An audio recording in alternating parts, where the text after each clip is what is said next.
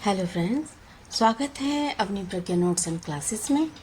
और हम कर रहे हैं प्रीवियस ईयर एमए हिंदी के प्रीवियस ईयर पेपर सॉल्व, और 2025 वाले पेपर हम सॉल्व कर रहे हैं जिसमें कि एमसीक्यूज आते हैं। तो हम कर रहे थे भाषा विज्ञान और हिंदी भाषा वाला पेपर, भाषा विज्ञान एवं हिंदी भाषा। और हम इसके लगभग 70 प्रश्न सॉल्व कर चुके हैं और 75 प्रश्न हम सॉल्व कर चुके हैं। और आज हम इसका फाइनल पार्ट है और आज हम इसके पूरे 100 क्वेश्चन जो हैं वो सॉल्व कर लेंगे। तो चलते हैं, स्टार्ट करते हैं। और हाँ, आज थोड़ा सा मैं समय लेना चाहूँगी आपका। काफ़ी समय से मैं वीडियो अपलोड नहीं कर पा रही थी, कुछ अपरिहार्य कार्य थे, उनमें व्यस्तताओं के चलते मैं वीडियो नहीं अपलोड कर पाई। तो इस दौरान कुछ स्टूडेंट्स विचलित हुए, उन्हें लगा कि शायद पता नहीं मैम आगे कराएंगी या नहीं। तो मैं कहना चाहूँगी कि मैं हमेशा इस जर्नी में आपके साथ हूँ और ये मेरा वचन है कि मैं आपके 5 पेपर सॉल्व कराऊंगी। और ये तीसरा पेपर चल रहा है और आपकी परीक्षाओं से पहले मेरे ख्याल से अभी आपका 4 मई में एग्ज़ाम हुआ है मां शाकंभरी यूनिवर्सिटी के जो स्टूडेंट्स हैं उनका, और अब उनका 9 में पेपर है। तो 9 में पेपर है कथा साहित्य का, तो उसके जो 3 पार्ट हैं वो भी अपलोड किए जा चुके हैं। और अब ये हिंदी भाषा विज्ञान वाला पेपर है, ये है 20 में है शायद, यदि मैं सही हूँ तो 20 में है। तो उससे पहले आपको ये इसका फाइनल पार्ट भी आपको आपके पास तक पहुँच जाएगा। और उसके बाद जो नेक्स्ट पेपर है भारतीय साहित्य है या आत्मकथा और जीवनी, नहीं वो 5th पेपर है, भारतीय साहित्य। और भारतीय साहित्य पेपर उसके बाद आपको सोल्व करा दिया जाएगा। तो कहने का अर्थ है कि बिल्कुल भी आप विचलित ना हो, परेशान ना हो।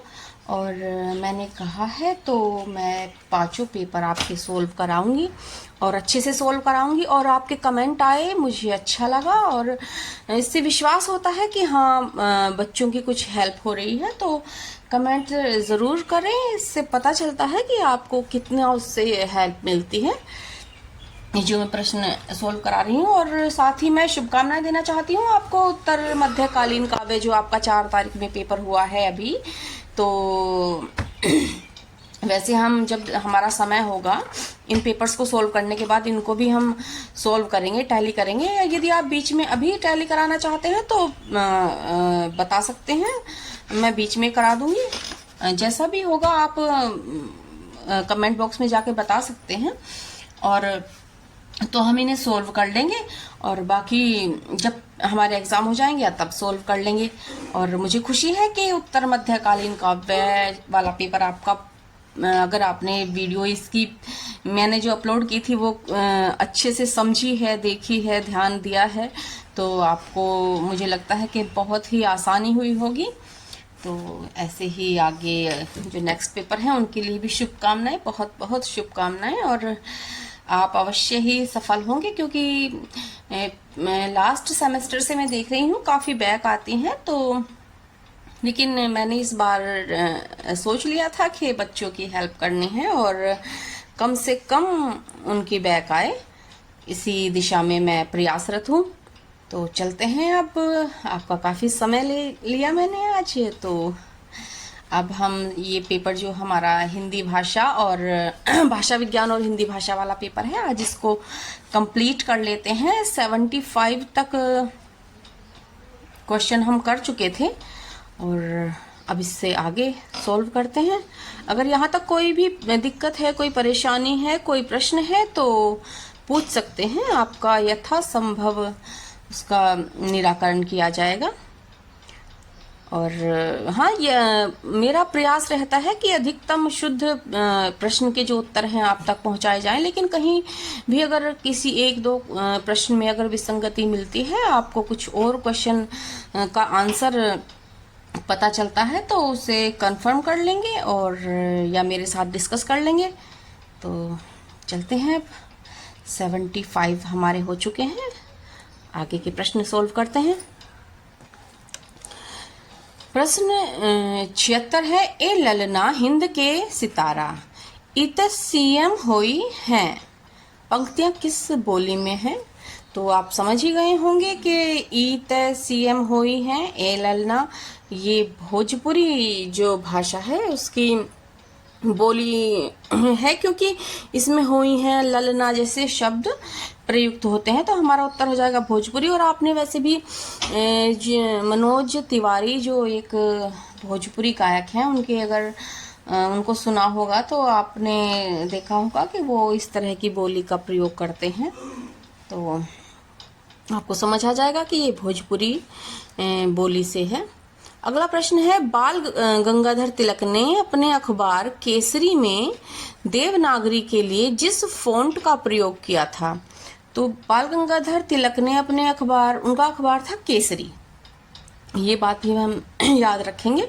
तो उन्होंने देवनागरी के लिए एक फ़ॉन्ट विकसित किया था, प्रयोग नहीं किया था। मैं कहूँगी कि आप याद रखेंगे कि उन्होंने एक फ़ॉन्ट जो है विकसित किया था। और वो क्यों किया था? उन्होंने टाइपोग्राफी में सुधार के लिए अपना स्वयं का फ़ॉन्ट था और उसका नाम रखा था उन्होंने तिलक फ़ॉन्ट।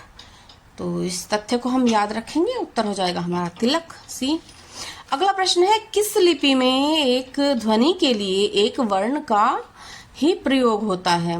तो वो जो लिपि है वो हमारी देवनागरी है, क्योंकि देवनागरी जो लिपि है वो ध्वन्यात्मक लिपि है, ध्वन्यात्मक, जिसे फोनेटिक भी बोलते हैं। तो इसमें ये है कि जहाँ जैसा बोला जाता है वैसा ही लिखा जाता है। तो एक ध्वनि के लिए एक वर्ण का ही प्रयोग होता है, किसमें? रोमन, उसमें देवनागरी लिपि में। अगला प्रश्न देख लेते हैं, पाणिनि के अनुसार भाषा का सार तत्व है।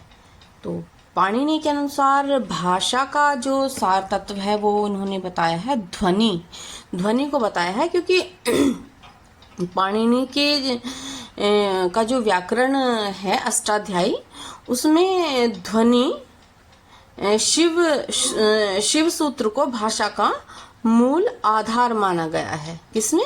अष्टाध्यायी में। ये भी हम याद रखेंगे। तो अष्टाध्यायी कभी कभी आ जाता है प्रश्न, अष्टाध्यायी किसका व्याकरण ग्रंथ है? अष्टाध्यायी।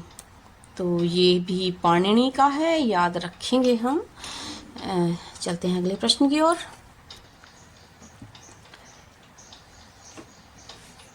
प्रश्न नंबर 80 है, नौजवान ड्राइवर गाड़ी धो रहा है, कथन में कर्म है।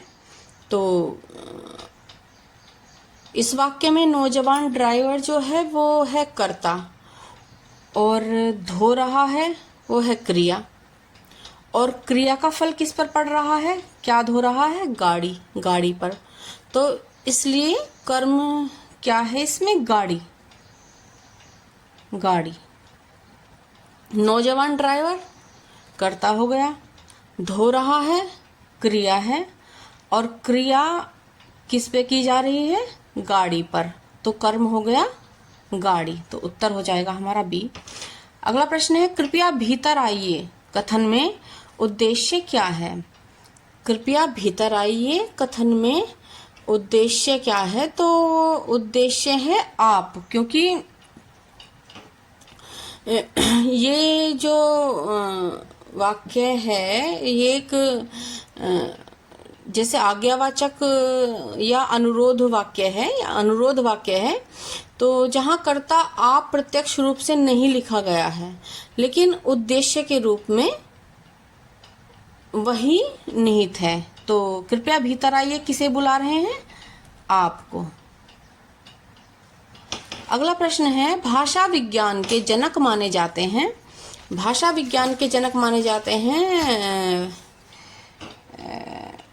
F Saussure. एफ सस्यूर इनका पूरा नाम है फर्डिनेंड डी सस्यूर, और इनको आधुनिक भाषा विज्ञान का जनक माना जाता है।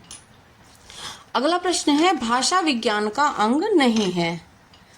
भाषा विज्ञान का अंग नहीं है। तो भाषा विज्ञान के मुख्य अंगों में ध्वनि विज्ञान, पद विज्ञान यानी रूप विज्ञान, और वाक्य विज्ञान और अर्थ विज्ञान शामिल है। और शब्दार्थ विज्ञान अर्थ विज्ञान का ही हिस्सा है। तो विकल्पों में शब्द विज्ञान जो है वो तुलनात्मक रूप से सटीक अंग नहीं माना जा सकता। तो उत्तर हो जाएगा हमारा बी, शब्द विज्ञान। अगला प्रश्न है पुरुषवाचक सर्वनाम का उदाहरण है। तो पुरुषवाचक मैं जो है, मैं उत्तम पुरुषवाचक सर्वनाम है, और अन्य विकल्पों में यह निश्चयवाचक है, जबकि कोई और कुछ अनिश्चयवाचक सर्वनाम है। तो पुरुषवाचक सर्वनाम का उदाहरण में उत्तर हो गया हमारा मैं, बी। अगला प्रश्न है उच्चारण के आधार पर हिंदी वर्णमाला में ध्वनियां हैं। तो इस प्रश्न का उत्तर थोड़ा सा हम समझेंगे कि वैसे तो उच्चारण के आधार पर हिंदी में ध्वनियों की संख्या अक्सर 45 मानी गई है, जिसमें कि 10 स्वर हैं और 35 व्यंजन हैं। लेकिन यहाँ जो विकल्प दिए गए हैं तो उनमें सबसे सटीक जो उत्तर परीक्षा के संदर्भ पर निर्भर करता है वो करता है 42। तो उत्तर हो जाएगा हमारा बी। अगला प्रश्न है हिंदी वर्णों को सामान्यतः कहा जाता है। तो हिंदी वर्णों को कहा जाता है अक्षर,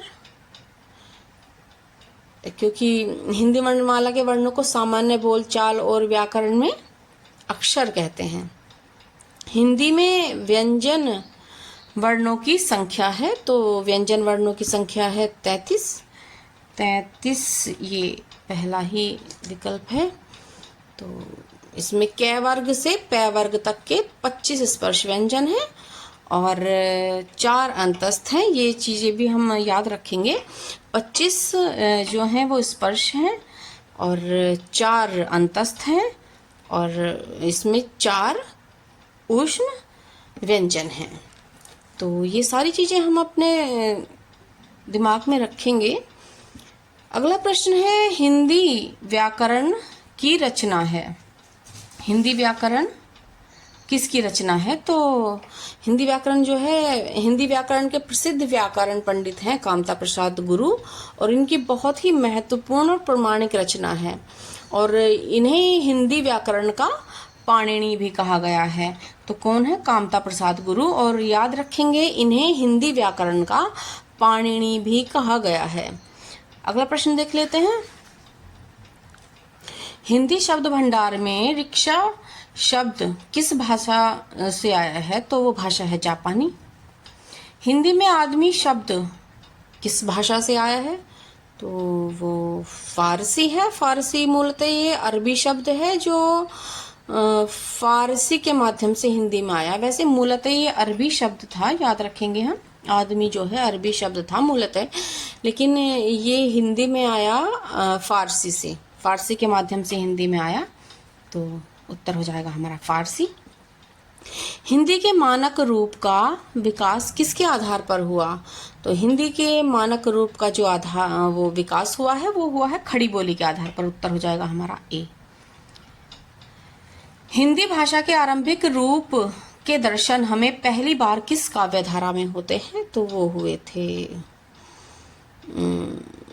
हमारे नाथ सिद्ध काव्य में। नाथ सिद्ध काव्य जो है हिंदी साहित्य के आदिकाल में सिद्धों और नाथों की रचनाओं में प्रारंभिक हिंदी के रूप में मिलते हैं, नाथ सिद्ध काव्य। अगला प्रश्न देख लेते हैं। वे ध्वनियां जो न तो स्वर हैं और न ही व्यंजन, उन्हें कहा जाता है। तो जो ध्वनियां ना तो स्वर हैं और ना ही व्यंजन हैं, बल्कि ये स्वर और व्यंजन के बीच की स्थिति रखते हैं, तो क्या कहे जाते हैं? अयोगवाह। कहीं प्रश्न ये भी आ जाता है कि अयोगवाह किसे कहा जाता है? तो जो स्वर और व्यंजन के बीच की स्थिति रखते हैं उन्हें अयोगवाह कहा जाता है। और इनके उदाहरण जैसे अंग है। अगला प्रश्न है, खड़ी बोली के आरंभिक रूप हमें किस कवि की रचनाओं में मिलते हैं? तो 94वां प्रश्न है ये। और खड़ी बोली के आरंभिक रूप हमें मिलते हैं अमीर खुसरो। अमीर खुसरो को खड़ी बोली का प्रथम कवि भी माना गया है। याद रखेंगे ये तथ्य, खड़ी बोली का प्रथम कवि भी माना गया है अमीर खुसरो को। अगला प्रश्न है, संज्ञा शब्दों की संख्या का अनुमान उनके के आधार पर लगता है? तो जो संज्ञा शब्द हैं, वचन जैसे जिसे कहते हैं वचन, संख्या का पता कैसे चलता है? वचन के आधार पर ही तो लगता है। जैसे एक वचन, बहुवचन, तो इससे किसी संज्ञा की जो संख्या है उसका अनुमान लगता है। चलिए अगला प्रश्न है, हिंदी भाषा के विकास का उचित क्रम है? तो हिंदी भाषा का जो विकास हुआ था, पहले पाली और यात्रा कुछ इस प्रकार थी कि पहले सबसे पहले संस्कृत थी और संस्कृत के बाद पाली, पाली के बाद प्राकृत, अपभ्रंश और उसके बाद हिंदी के क्रम में हुई। तो संस्कृत तो यहाँ पर किसी भी विकल्प में नहीं दिया हुआ है। सबसे पहले जो देखते हैं किस किस ऑप्शन में पाली है, क्योंकि पाली जो है वो प्राकृत से पहले है, तो पाली प्राकृत, तो ये भी नहीं होगा और ये भी नहीं होगा। और इन दोनों ही ऑप्शन में से कोई सा एक है तो पाली। स्पष्ट है कि अपभ्रंश नहीं, अपभ्रंश तो हिंदी से पहले आया था, तो ये भी नहीं है। तो पाली, पाली के बाद प्राकृत और प्राकृत के बाद अपभ्रंश और इसके बाद जो हमारा खड़ी बोली का जो हिंदी का विकास है सबसे लास्ट में हिंदी। तो सही उत्तर हो जाएगा हमारा बी, पाली, प्राकृत, अपभ्रंश और हिंदी। देखते हैं अगला प्रश्न, माप का बोध कराने वाला सर्वनाम है?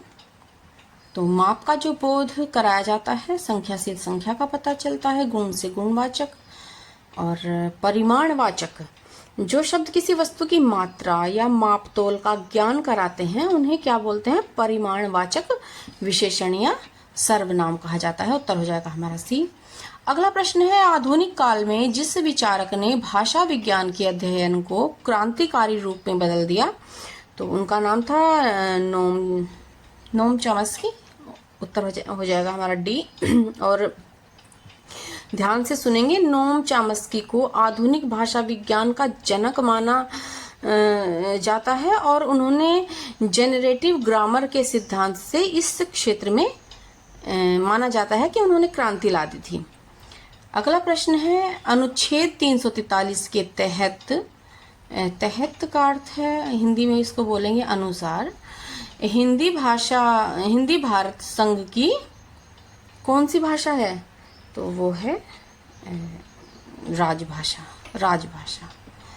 उत्तर हो जाएगा हमारा ए, क्योंकि हमारा भारतीय संविधान का जो अनुच्छेद है 343 के कौन से भाग में? 343 भाग 1 में संघ की राजभाषा जो है वो हिंदी और लिपि देवनागरी है। अगला और अंतिम प्रश्न है, दोनों की चाल एकदम अलग अलग है। संस्कृत और हिंदी का स्वतंत्र और पृथक पद्धति पर विकास हुआ है।